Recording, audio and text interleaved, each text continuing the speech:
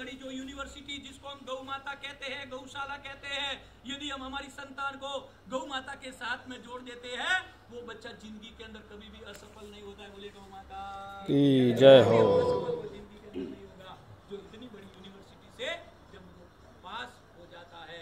और एक बात ध्यान रखना, सतयुग से लगाकर त्रेता युग, द्वापर युग या ये कलयुग की बात करें, हर एक चीज के अंदर यदि अच्छा होना है तो गौ माता की जरूर है। और यदि जो कोई भी बुरा यदि गौ माता के साथ होता है तो उसका पतन भी मुझे परिवार है ना। गांव के अंदर भूल से भी ऐसा नहीं हो कि हमारे गौ माता की जो गोचर की जमीनें हम दबाए, भूल से भी ऐसा नहीं हो कि गौ माता के जो तालाब है उसके ऊपर अतिक्रमण करे। एक कथा आती है ना कि सबसे बड़ा दुष्ट व्यक्ति कौन है इस धरती का। तो जब एक शमशान के अंदर एक चंडालन क्या कर रही थी, वो एक मरे हुए कौए को शमशान के अंदर पका रही थी। वो जब से देखा तो उन्होंने कोई 3-4 व्यक्ति, खेत होगा, खेत के पास शमशान थी, कोई आ रहा था, ऐसा उनकी नजर पड़ी तो कि कोई आ रहा है।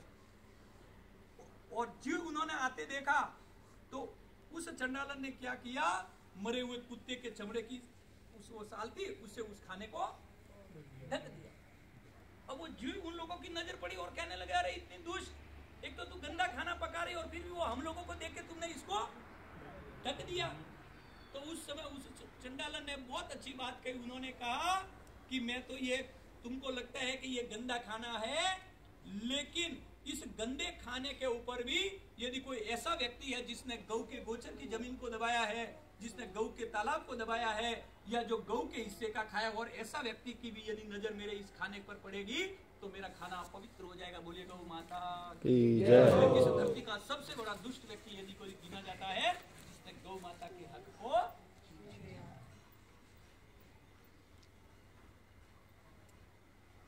इसलिए ना, ये हम चाहते कि हमारी संतान और हमारी संतान को धर्म सिखाओ, धर्म का भाव दो। और खाना कथा के अंदर मैंने कि जब हिरण्यकशिपु और हिरण्याक्ष दोनों जुड़वा भाई, एक भाई को मार दिया, एक भाई इधर उधर भटकने लगा, तब जब इंद्र देवता जब उस हिरण्यकशिपु की जो पत्नी कयादु थी उसको बंदी बनाने लगे, तब नारद मुनि जी ने कहा ये राक्षस की पत्नी है, इसकी कोख के अंदर बालक है, इसलिए इसको बंदी नहीं बना। और उससे नारद मुनि जी ने कहा ऐसा करो, जाओ गौ की सेवा करो, गौ का दूध, पंचगव्य का दूध का उपयोग करो। और उस समय जब कयादु जो राक्षस की पत्नी थी, जिसके अंदर जो बीज माता की कोख के अंदर था वो राक्षस का बीज था, लेकिन उसने गौ माता की सेवा की, गौ माता के पंचगव्य का उपयोग किया, तो उस माता की कोख इतनी पवित्र हो गई कि उसकी माता की कोख से भक्त प्रहलाद की धरती पर जन्म लेकर आए। बोलिए भक्त प्रहलाद जय हो। ये है ना, गौ माता का दूध, दही, घी, गौ माता का मूत्र कहे, दही कहे, छाछ कहे, ये सब चीजें हैं, ये अमृत के रूप के अंदर है। इसलिए हमको पहले तो गौ को समझना पड़ेगा कि गौ का अर्थ क्या होता है। गौ का अर्थ होता है सूर्य। एक सूर्य आकाश के अंदर है, एक सूर्य धरती के ऊपर है, जो सूर्य माता के रूप में है। इसलिए ब्रह्मा जी ने कहा कि ब्रह्मांड का जो सूर्य है, उस सूर्य का कनेक्शन इस धरती की जो सूर्य माता गौ माता है, इसके सींग के अंदर इसका कनेक्शन जुड़ता है। इसलिए अमेरिका के वैज्ञानिक लोग भी क्या कहते हैं कि गौ माता के सर पर सींग है, ये सींग नहीं है, एंटीना है। क्या कहते हैं? एंटीना। इसलिए डायरेक्ट ब्रह्मांड की शक्ति का डायरेक्ट कनेक्शन गौ माता के सींग के अंदर जुड़ता है। सींग के बाद में ये जो कुंड होता है, इसके अंदर वो विद्युत ऊर्जा उत्पन्न होती है और गौ माता के शरीर के अंदर अग्नि का प्रवाह चलता है। गौ माता यदि गंदा पानी भी पिया, वो अग्नि उस कीटाणु को जला देती है। घास सारा खा रही है और उसमें भी यदि कीटाणु गए तो उसको भी वो गौ माता जला देती है। और गौ माता के एक एक रोम में से, गौ माता के एक एक छिद्र में से ऑक्सीजन रूपी तरंगे निकलती है। और वो जो ऑक्सीजन रूपी जो तरंगे है, वो सात्विक ऊर्जा के रूप के अंदर निकलती है। बोले गौ माता की जय हो। क्या करती है गौ माता की? गौ माता जब वो अग्नि का प्रवाह जब गौ माता के शरीर के अंदर चलता है, तो गौ माता के गोबर के अंदर भी सोना है, गौ माता के मूत्र में भी सोना है, गौ माता के दूध में भी सोना है, गौ माता के घी के अंदर भी सोना है, और गौ माता के छाछ के अंदर भी सोना है। जो गौ माता गोल्ड देने का कार्य करती है, जो सोना देने का कार्य करती है।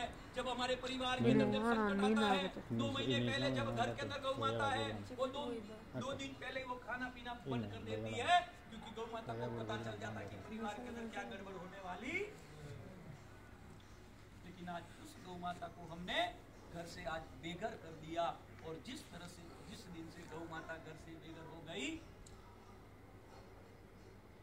क्योंकि परिवार का मुखिया थी वो, घर के अंदर कहते हैं ना कि जब तक घर के अंदर बुजुर्ग व्यक्ति है तब तक घर के अंदर संकट नहीं आता। जिस दिन से घर से बुजुर्ग व्यक्ति निकल जाते हैं उस दिन के अंदर घर से संकट आता है, क्योंकि जो व्यक्ति जितना धीरे धीरे बुजुर्ग होता जाएगा वो धीरे धीरे भगवान के साथ उनका कनेक्शन टूटता जाता है। ये ध्यान रखना। तो कहता है ना, बुजुर्ग माता को घर पर, माता पिता को घर पर नहीं रखो। एक बात ध्यान रखना, जिन माता पिता की जितनी उम्र बढ़ती जाएगी उतना भगवान के साथ उनकी जो दिव्य शक्ति है, वो दिव्य शक्ति वो घर के अंदर काम करती है। वो जैसा मुंह से जो विचार करते हैं ना, वो सब उनका मुंह का निकला वो सब कभी गलत नहीं जाता है। इसलिए ना बच्चों को वो सही शिक्षा देते, बच्चों के दिमाग में नहीं आती वो बात। लेकिन जो व्यक्ति, जो बुजुर्ग, जितने बुजुर्ग होते जाएंगे उतना डायरेक्ट भगवान के साथ उनका कनेक्शन होता। तो जो जितने बुजुर्ग हो गए उनका भगवान के साथ कनेक्शन जुड़ता है। और एक जन्म लेकर धीरे धीरे छोटा बच्चा रहता है ना, जिसको एकदम बाल्य अवस्था कहते हैं, वो भी जो बच्चा मुंह से जो इशारा करता है ना, वो सही बात हो जाती है। ध्यान रखना, क्योंकि वो भी भगवान का रूप है, समझ जाता है। आपके परिवार के अंदर है ना, किसी को आज कोई घटना घटने वाली और एकदम छोटा सा बालक है जो इशारे से अपने दादा को किसी को लेकर चलता है, और यदि उस दिन दादा की मृत्यु होने वाली है, वो बच्चा जिस जगह पर दादा उसको लेकर जा रहे, वो बच्चा उसको कहेंगे कि दादा यहाँ पे नहीं जाना है, दादा हमको वहां पर जाना है। क्योंकि बच्चे को पता है कि यहाँ काल है, वो बच्चा तो दादा को उधर खींचने के लिए लेकर जाता है। दादा कहते नहीं, मुझे यहाँ पर आना है, क्योंकि वो बच्चा समझ जाता है कि काल यहाँ पर आने वाला है। इतना भी जो बाल्यकाल का बच्चा है उसको वो भगवान के रूप के अंदर रहता है, और एक जो बुजुर्ग रहते वो भगवान के रूप के अंदर होते है ना। जिन जिन घरों के अंदर माता पिता का जो क्या समझते आप, हमने माता पिता को निकाल दिया तो क्या बच्चे क्या माता पिता की सेवा करेंगे? क्या वो आकाश से आए क्या?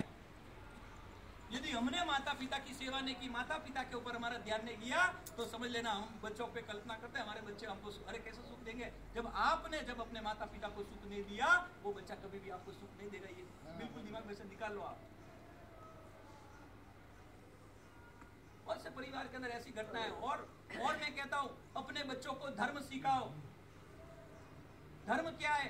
धर्म का अर्थ ये है, जब बच्चा छोटा है धीरे धीरे उसको मंदिर के अंदर लेकर जाओ, धीरे धीरे उसको बोलो बेटा कबूतरों को कुछ दाना डाले, गौशाला के अंदर उससे हाथ से कुछ खिलाओ, कुत्तों को मिलाओ, उसको बोलो कि बेटा हाथ से कुत्तों को रोटी खिलाओ।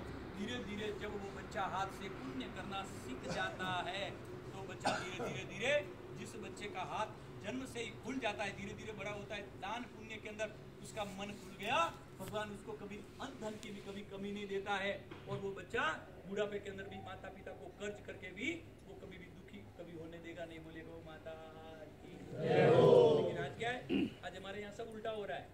बच्चे को बेटा ये 1000 की आइटम 1500 में बेचना, वो बेचता है, धीरे धीरे समझता है इनके जैसा, धीरे धीरे बड़ा होता है। 2000 का 5 कैसे करना है, 50 का लाख कैसे करना है, ऐसा दिखता है।